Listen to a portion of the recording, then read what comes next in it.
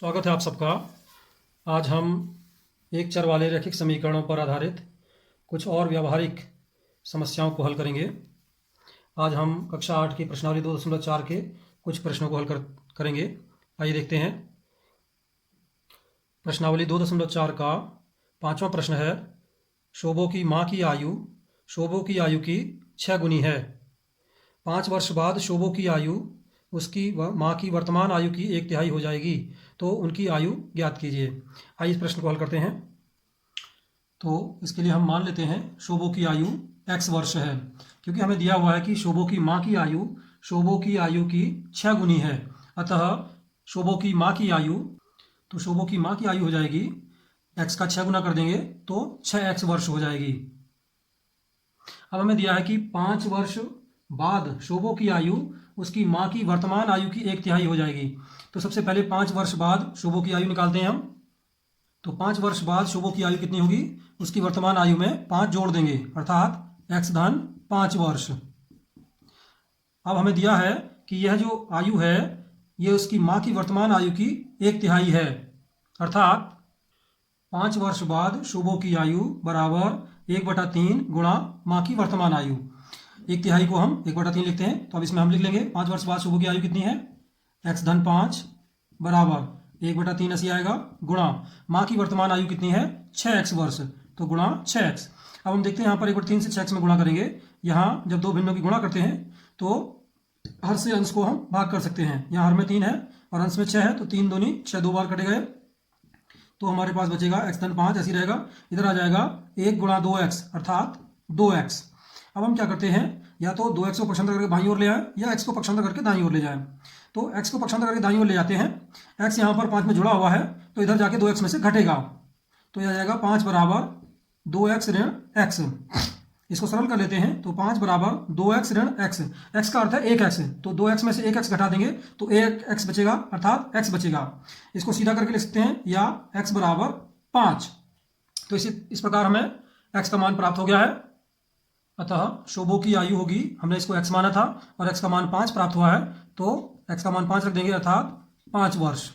तथा शोभो की माँ की आयु को हमने 6x माना था, अब यहाँ पर x का मान रख देंगे हम, तो यह आएगा 6 गुणा 5 अर्थात 6 पंजे 30 वर्ष। तो इस प्रकार हमें शोभो की आयु 5 वर्ष प्राप्त होती है और उसकी माँ की आयु 30 वर्ष प्राप्त हो जाती है।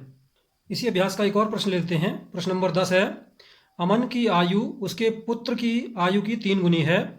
10 वर्ष पहले उसकी आयु पुत्र की आयु की 5 गुनी थी, तो दोनों की वर्तमान आयु ज्ञात कीजिए। आइए इसको हल करते हैं हम।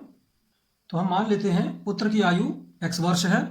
अब क्योंकि अमन की आयु पुत्र की आयु की 3 गुनी थी, तो अमन की आयु हो जाएगी x का 3 गुना कर देंगे तो 3x वर्ष हो जाएगी। अब अगली कंडीशन दी है इन्होंने, 10 वर्ष पहले उसकी आयु पुत्र की आयु की 5 गुनी थी, तो इन दोनों की 10 वर्ष पहले की आयु निकालेंगे। 10 वर्ष पहले की आयु कैसे निकालते हैं, इन दोनों की आयु में से 10 वर्ष घटा देंगे अर्थात -10 कर देंगे। अतः 10 वर्ष पहले पुत्र की आयु हो जाएगी, x में से 10 घटा देंगे तो x ऋण 10 वर्ष, और 10 वर्ष पहले अमन की आयु होगी, अमन की आयु में से 10 वर्ष घटा देंगे तो 3x ऋण 10 वर्ष हो जाएगी। अब प्रश्नानुसार 10 वर्ष पहले अमन की आयु पुत्र की आयु की 5 गुनी थी, अर्थात 10 वर्ष पहले अमन की आयु बराबर 5 गुणा 10 वर्ष पहले पुत्र की आयु। अब इनके मान रख लेंगे। 10 वर्ष पहले अमन की आयु कितनी थी, 3x ऋण 10, तो यह आ जाएगा 3x ऋण 10 बराबर 5 गुणा 10 वर्ष पहले पुत्र की आयु कितनी थी, x ऋण 10, तो x ऋण 10 इसे ब्रैकेट में लिखेंगे। अब हम 5 से ब्रैकेट में गुणा कर लेते हैं, ब्रैकेट खोलेंगे तो 5 से इसके दोनों पदों में गुणा होगी, तो हम गुणा कर लेते हैं। x 3x ऋण 10 ऐसी रहेगा, 5 से x में गुणा करेंगे तो 5x प्राप्त होगा, ऋण 5 से 10 में गुणा करेंगे तो 5 दहाई 50। अब हम चर पदों को बाएं पक्ष में ले आते हैं और अचर पदों को दाएं पक्ष में ले जाते हैं। तो 5x यहाँ पर धन का है अर्थात ऋण 50 में जुड़ा हुआ है, तो इधर आके 3x में से घट जाएगा, तो यह आएगा 3x ऋण 5x, और यहाँ पर 10 3x में से घटा हुआ है तो इधर जाकर के 50 में जुड़ जाएगा, ऋण 50 में। ऋण 50 यहाँ पर पहले से ही है और ये इधर आ जाएगा तो धन 10 हो जाएगा। अब इनको हल कर लेते हैं हम। 3x ऋण 5x, क्योंकि विपरीत चिन्ह के हैं तो घटेंगे, तो घटा के हमें प्राप्त होगा 2x, क्योंकि बड़ी संख्या ऋण की है तो ऋण का 2x बचेगा। इसी तरह से इधर भी दोनों विपरीत चिन्ह के हैं तो घटेंगे, 50 में से 10 घटा के आया 40। अब क्योंकि बड़ी संख्या ऋण की है तो ऋणात्मक 40 प्राप्त होगा। अब दोनों तरफ ऋण है तो ऋण से ऋण हम काट सकते हैं।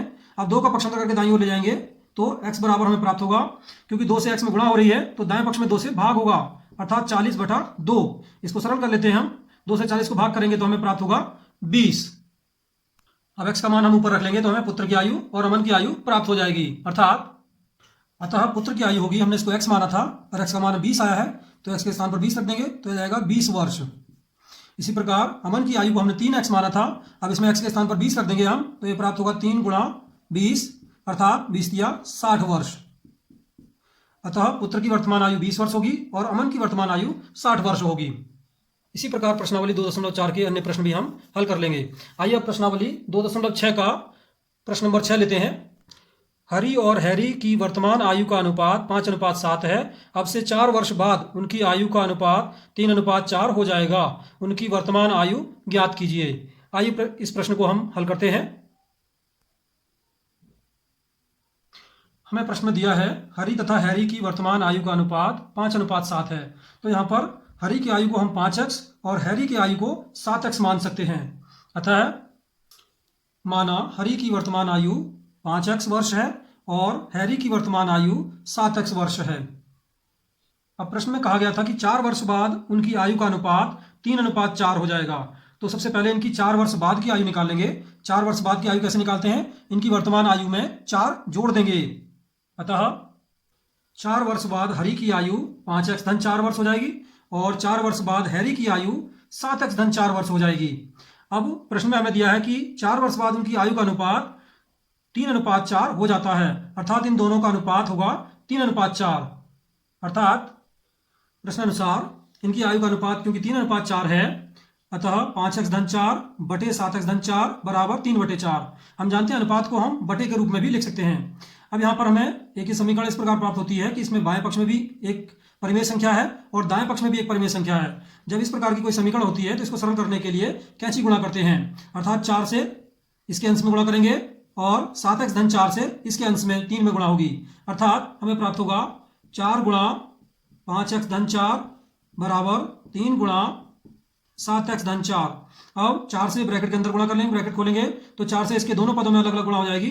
तो 4 से 5x में गुणा करते हैं, 4 पंजे 20x धन 4 से 4 में गुणा करेंगे तो 4 चौक 16 बराबर। इसी प्रकार 3 से 7x और 4 में अलग अलग गुणा होगी। 3 से 7x में गुणा करते हैं हम तो 3 सत्ते 21x धन 3 से 4 में गुणा करेंगे तो 12 हो जाएगा। अब हम चर पदों को बाएं पक्ष में ले आएंगे और अचर पदों को दाएं पक्ष में ले जाते हैं, क्योंकि 21x और यहाँ पर 12 में जुड़ा हुआ है, इधर आकर के 20x में से घट जाएगा, अर्थात ये हो जाएगा 20x ऋण 21x बराबर 16। यहाँ पर 20x में जोड़ में है तो जब पक्षांतर करके दाएं पक्ष में ले जाएंगे तो ये 12 में से घट जाएगा, अर्थात 12 ऋण 16 आएगा। अब ये दोनों विपरीत चिन्ह के हैं तो घटेंगे, तो 21 में से 20 घटा के आता है 1x, बड़ी संख्या ऋणात्मक है तो ऋण का आएगा। इसी प्रकार यहाँ पर भी हमें प्राप्त होगा, विपरीत चिन्ह के हैं तो घटेंगे तो 4, और चूंकि बड़ी संख्या ऋणात्मक है तो ऋण 4 प्राप्त होगा। अब दोनों तरफ ऋणात्मक है तो ऋण से ऋण कट जाएगा। अब 1x को हम x भी लिख सकते हैं, 1 से x में गुणा करके x प्राप्त होगा तो x बराबर 4 प्राप्त होगा। अब x का मान ऊपर रखने पर हमें दोनों की वर्तमान आयु प्राप्त हो जाएगी। अतः हैरी की वर्तमान आयु हमने 5x मानी थी, इसमें x का मान 4 रख देंगे तो 5 गुणा 4 और 5 चौक 20 वर्ष होगा।